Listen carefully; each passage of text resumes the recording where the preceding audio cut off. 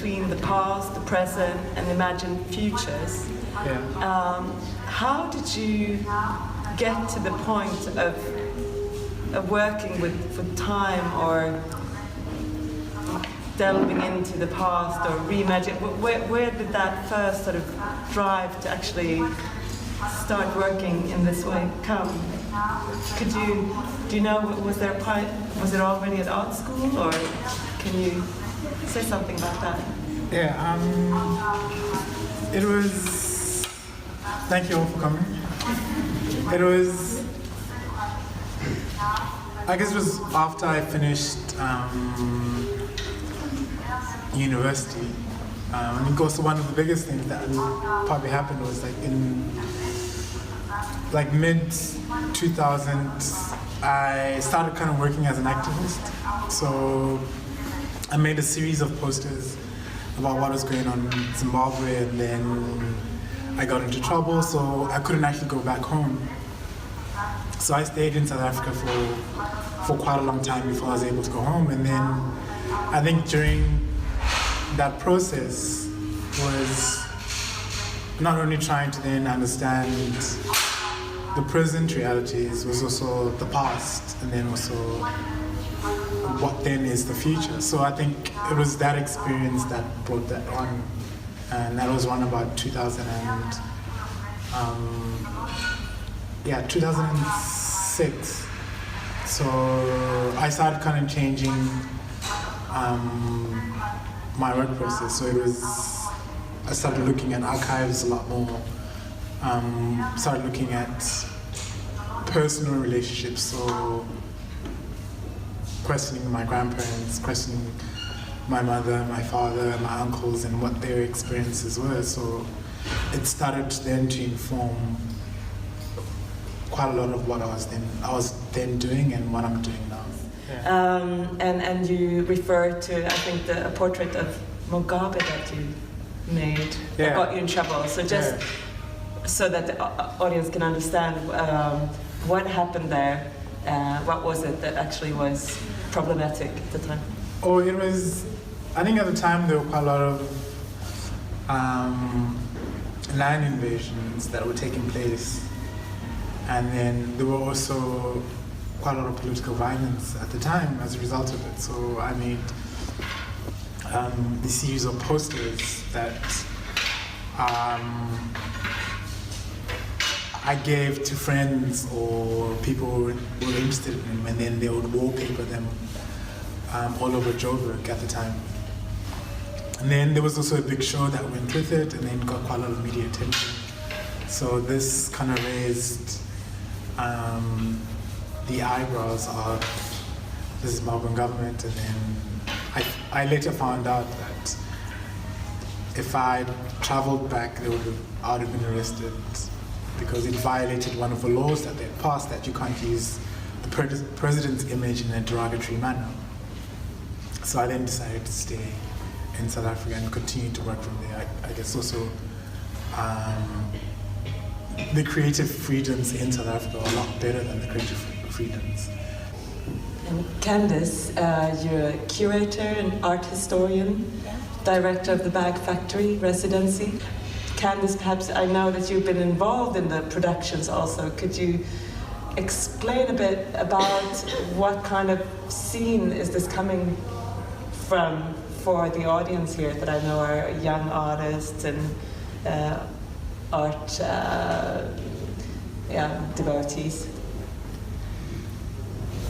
Well, the context in South Africa, which is where Kudzi lived for a long time and where most of the works are produced, conversations around race, especially because it's such an important foundation on which South Africa came to be built and segregated, and it still very much is segregated according to your race. And we're having a movement of youth consciousness in South Africa, which I hope will eventually spill over into Zimbabwe, where young people are not happy with the progress that the country has made in 24 years. And they want to see much stronger, much further changes to the dynamics of race in universities, in work, and especially in gender. And I think this is one of the first times that you've got black women who are saying that they're not happy with the status quo and they want it to change. So this is what you see a lot of in Kudzanai's work, is these very strong black female figures who are taking a leadership position. I'm curious if, so we have, music has a strong thread in the video works and in the musical archive. Can you speak a bit about that? Well, I think music plays an important role. I think part of our integral senses, our primary senses, is audio. With music, it creates memory, but then it also creates personal memory. And this personal memory becomes an important foundation of how our lived experiences are translated. So whether it's a specific sound or specific song that you relate to on a personal level, I think then can communicate or has its own particular language. So music then becomes an important foundation for quite a lot of what I did do. Is one of the things is the library itself is a library of personal memories. The library, it was actually interesting, on one of the vinyls, which I sent an image to a friend of mine, and her father was part of this group that performed. It was part of kind of like a cultural tour speaking about apartheid, and her father was part of the group that was in the tour. They were in Amsterdam and in Stockholm, and then they recorded this. And here we can see that it's recorded live at the Old Swedish Musical Academy in October 1980. And it's the producer's Afrogram for the African National Congress. And its distribution is also then the African National Congress, and the address is in Stockholm, Sweden. So what's your first impression of this? Well, for us it's so important to have these archives here, because in South Africa and in Zimbabwe, archives have been contested spaces. The archives that I was researching for the show in the Western Cape, they're trying very hard to open up the archives and to make it available, especially to artists to work with, because historians tend to tell a very particular story depending on who holds power. An artist can dig through those stories and those angles to tell something different. And in your research, you're also almost going around Zim. You're using other archives in other nations to connect to your ancestry and your past. Yeah, it's been really interesting how when one holds an archive, the kind of narrative that can come out of it can be politicized. So one of the things I've been doing is actually going around the entire system, is finding archives outside of Zimbabwe that can fill in the gaps. So these other archives offer an interesting proposition, because the missing details in the material that I've kind of come across in Zimbabwe, I can then find at the Nordic Africa Institute. So I've managed to, while I was there, there were actually some information I've been looking for quite some time, and it's the first time I was able to see the full details of what happened, and that was pretty exciting. And what will then come out of it is what I'm then kind of planning going forward. But at times your works have been, I know that they can be provocative for some. I've noticed both from peers on the continent, that at times they felt that your works were almost giving Westerners the desired image of Africa, of poverty, of violence, of corruption. Yet the images are so complex. I think today when I'm walking around in this show, I see a lot of hope actually and strength in the images. And so you do, there is something that really sort of grinds on the eye and the nerves of people in your works. I know that's maybe more for the curator to deal with, but is this something that you've heard before? What I say? I think the series that we don't have in this show is the one probably Revelations. Oh, Revelations. Yeah, so Revelations was a series of photographs that really depicted the corruption, the absurdity, the violence of the African nation state. And I think that's probably the one that you received the most criticism for. These two series, I would say, they're like a mature version of Kudzanai. So that early series was done in 2011, and these were completed in 2016 and 2017. And 18. And 18, yeah. And there is more hope in these images, and there's more agency, there's strength of character, I think that we had a long conversation about the way he was representing women in these series and how the female activists in South Africa were going to respond, because the first show was in Johannesburg and the second one was in Cape Town. And there's a lot of conversations happening around agency and women saying, we don't need you to speak on behalf of us. But I think that they understood that there is a sensitivity involved. Yeah, it is actually, it's very interesting, because I think one of the best examples I could actually give was in 2015, the World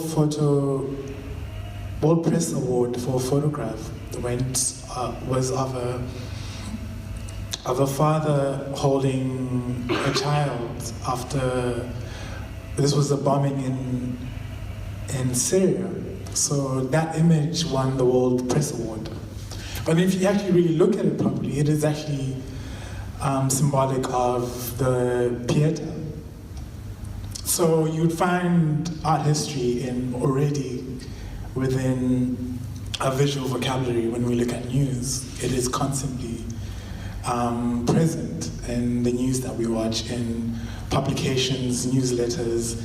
It is there. So it's not that any of my work is new or shocking. This language was already established even from the Renaissance. So there's nothing particularly shocking about it, that the language is there. It's just that now we reproduce it a lot faster. When we look at areas in conflict, when we look at Syria, Gaza, that language is already there. So for me, because quite a lot of what I've done is use quite a lot of art history references. If you went to a museum and that had been part of your visual vocabulary of, I guess, the African continent, then your language also then would have changed as to how then do you understand the politics. So for me, my first experience of going to a museum was I wasn't able to see myself in a museum. I wasn't able to see myself in some of the Renaissance paintings. So this becomes a way of inverting that language and saying, oh, I can be in a museum. I can be part of that language, but then it's also how then do we extend and broaden that language for everyone else. Maybe we start with an early work that, I mean, Christianity can be traced in many of your works, but perhaps we go back and discuss early works where you start to deal with the church. I remember one of the first works I then made was the Last Supper, which was almost political theatre. I think of the Last Supper as political drama. I think it was. So I then set it in a way that it represented political conflict between everyone within the image. I think one of the videos, one of the last chapters in the videos kind of like demonstrates that the presence of politics within religion has always been there. When I do make the work, I make it with a sense of hope, but then sometimes I'm not sure if any change is actually possible. But I'm curious, from all this material, having gone through the archives, having done all this research, what is your process like to actually find the core of the work, or is it that you already know what you're looking for and it comes together that way? Could you speak just shortly about the process of all this gathering actually becoming a work? Sometimes I actually don't know what I'm looking for, and I tend to kind of fall upon it in the process. So if I start researching a particular subject, I don't look at making one work as the only work. It's that one work can evolve into several other works years later. So I always look at it as making one continuous work over a lifetime. So it never actually, I never really separate. So some of the videos that I've made are an evolution from the first one, or I was trying to answer questions from the first video, or I didn't answer those questions in the third video, so I make a fourth one, and then if I don't find that particular answer, or if I don't get that particular resolution, then I make a fifth one and a seventh one. So it's continuous. It's almost like it's like asking a question, but then over a lifetime, I'm unable to find the answer. So you just keep asking more questions, and then hopefully at my deathbed, I'll have the answer. And then there'll be no more work to make.